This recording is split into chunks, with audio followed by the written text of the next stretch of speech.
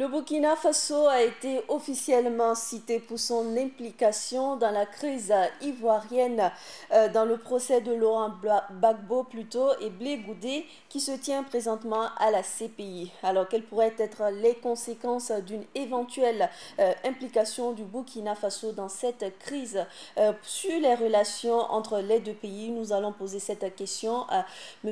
Liradan Philippe Ada qui est déjà sur ce plateau. Bonjour et bienvenue. Bonjour à Lida, bonjour à tous. Alors, le Burkina Faso cité dans la crise ivoirienne du côté de la CPI, une stratégie de défense. Monsieur Haddad, réaction. Ce qui se passe actuellement à La Haye est d'une importance capitale, c'est-à-dire le procès de l'ancien président ivoirien Laurent Gbagbo et de son co-accusé Charles Blé Goudé. C'est des acteurs c'est des acteurs clés de la crise post-électorale en Côte d'Ivoire. Et maintenant, la stratégie de la défense consiste à démonter de toutes pièces les arguments apportés par l'accusation. Cette stratégie consiste à prouver de façon claire que tout ce qui a été dit comme accusation, comme argument d'accusation contre Charles Blé Goudé et contre Laurent Gbagbo est faux. Et c'est à ce titre qu'on entend le nom du Burkina Faso. Et c'est une stratégie qui peut-être peut porter ou non. Mais est-ce que le Burkina Faso n'est réellement pas impliqué dans cette crise? Le Burkina Faso, depuis un certain nombre d'années, au temps de la crise même, au temps de la rébellion jusqu'à la crise post-électorale, a toujours été cité par les acteurs directs, c'est-à-dire le camp Gbagbo et aussi le camp et aussi certaines organisations de défense des droits de l'homme.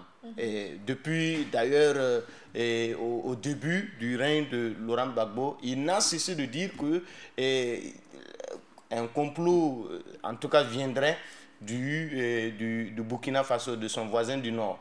Donc, ça a toujours été clair dans les esprits des pro-Gbagbo ou bien de Gbagbo lui-même que ces détracteurs-là, la main de ces détracteurs étrangers, la main de tous ceux des comploteurs étrangers, c'est-à-dire les grandes puissances, c'est le Burkina Faso. Et ça n'a pas été, on n'a pas cité le Burkina comme un pays, mais il y a des hommes dans ce pays qui ont contribué d'une manière ou d'une autre à la chute de Laurent Gbagbo. Et ça a été cité normalement, c'est-à-dire le président Blaise Compaoré, l'ancien président Blaise Compaoré, et le général Gengiré et le général Zida aussi, son nom a été cité. Parlons donc de cela. Blaise Compaoré a été qualifié donc de déstabilisateur plutôt de la sous-région.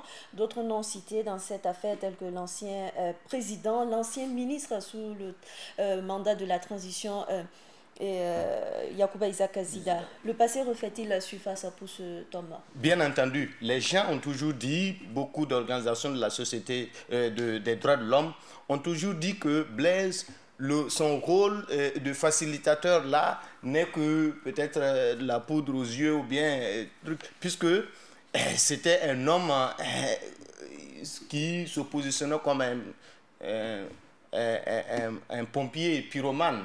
Il va, il met le feu et c'est lui qui court encore pour éteindre ce feu-là. Donc, par rapport dans la crise ivoirienne, ça a été pratiquement, on pourrait le dire, son rôle de souffler le chaud et encore de souffler le froid. Blaise Compaoré serait donc à l'origine de la crise en 2010 du côté de la Côte d'Ivoire. On est tenté de le dire parce que sa relation avec le camp Ouattara n'a jamais été démentie et son implication, c'est-à-dire le soutien direct à Guillaume Soro, chef de la rébellion, n'a jamais été démenti et ces gens se vantaient même à le dire. que leur mentor c'est Blaise Compaoré. Il a toujours récemment dit que le Burkina l'a accueilli quand il était, en tout cas il traversait dans sa traversée du désert, le Burkina l'a accueilli, il a tout ici. Donc, et on ne peut jamais dire que Blaise Compaoré n'a pas joué un rôle capital dans la crise ivoirienne, du début jusqu'à la fin, jusqu'à l'épilogue de la bataille d'Abidjan. Donc, des organisations, des journaux et autres avaient épinglé à l'époque le général Gingiri d'avoir trafiqué des armes qui, à l'époque, la Côte d'Ivoire était sous embargo. Mais des armes circulaient toujours entre les deux frontières. Donc, les armes circulaient et on a épinglé le général Gingiri comme étant l'auteur de ce trafic d'armes-là. D'accord. Et que dit... Et à son bras, c'était, semble-t-il, Zida, le général Zida. Parlons donc de cet homme. Est-ce qu'aujourd'hui, le général Zida doit s'inquiéter de ce qui se passe du côté de la CPI? Du côté de la CPI, c'est un grand déballage qui est en train de se faire et l'action de la défense de Laurent Gbagbo et de Charles Blé Goudé est à ce niveau-là. Ils sont en train de faire un grand déballage et nous l'avons dit la dernière fois, c'est un créneau aujourd'hui, c'est une tribune pour faire le procès de la France-Afrique, pour faire le procès de tous ceux qui complotent contre les pays africains. Ça, c'est clair. Et normalement, bon, nous disons normalement, Zida devrait être, ou bien les personnalités qui ont été citées normalement, devraient être entendues par la CPI. Peut-être pas, ils pouvaient être entendus comme des témoins, parce que leurs noms ont été cités.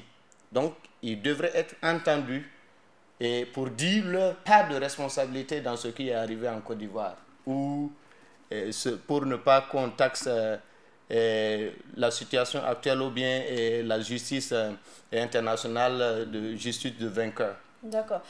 Alors, Monsieur Liradan, que dire de ce souhait d'Idriss Déby de retirer les pays africains de cette Cour pénale internationale? C'est un souhait et même dans une large mesure, c'est une menace qui n'est pas partagée par Idriss Déby, le président tchadien seul. Et avant lui, il y a le Zimbabwéen Robert Mugabe, qui l'a exprimé de façon claire.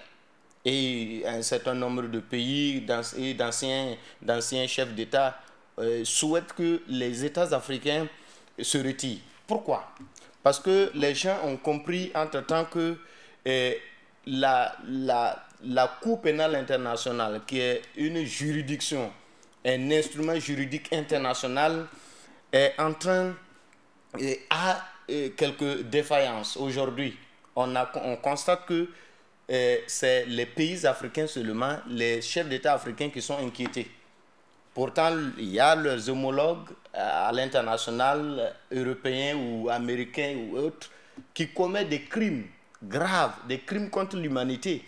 Mais ils n'ont jamais été inquiétés par la Cour pénale internationale. À ce niveau-là, la Cour pénale internationale montre sa faiblesse par rapport à ce qui devrait être fait pour que la justice soit équitable. La justice soit pour les Américains, soit pour les Africains, soit pour les Européens ou les Asiatiques ou ceux de l'Océanie. D'accord. Alors avec le fait que le Burkina Faso a été cité du côté de la CPI, et déjà on connaît la nature des relations actuelles entre le Burkina Faso et la Côte d'Ivoire, notamment avec les mandats d'arrêt internationaux. À ce titre, pensez-vous qu'aujourd'hui nos relations pourront se stabiliser, on va le dire comme ça? Et les hommes qui sont là, c'est-à-dire au niveau de la Cour pénale internationale, ce qui se passe, ce n'est pas en défaveur du camp, ou du moins, c'est-à-dire on met le Burkina Faso, les hommes qui ont été cités, dans le camp d'Alassane Ouattara. C'est-à-dire le Burkina à ce niveau se positionne comme un soutien d'Alassane Ouattara, qui l'a amené au pouvoir, et non, comme on appelle ça, un soutien du camp de Laurent Gbagbo. Si c'était un soutien du camp de Laurent Gbagbo, si on citait le Burkina comme étant un soutien du camp de Laurent Gbagbo, ceux qui sont au pouvoir actuellement peuvent dire... Néanmoins, actuellement, ce n'est pas le pouvoir de Blaise Compaoré qui est en place au Burkina. Oui, mais ce n'est pas peut-être ceux qui sont au pouvoir qui sont cités. Leurs noms n'ont pas été cités à ma connaissance. Donc, c'est le pouvoir déchu, les hommes du pouvoir déchu qui ont été cités nommément. Donc, je ne pense pas qu'il peut y avoir quelque chose, en tout cas, l'implication du Burkina peut encore citer dans peut causer un problème entre les deux pays. Bien au contraire, en ce moment, ça veut dire que le Burkina et les hommes politiques burkinabés, ceux qui sont au pouvoir au Burkina Faso actuellement et ceux qui sont au pouvoir en Côte d'Ivoire travaillent en synergie pour que la vérité triomphe au niveau de la CPI.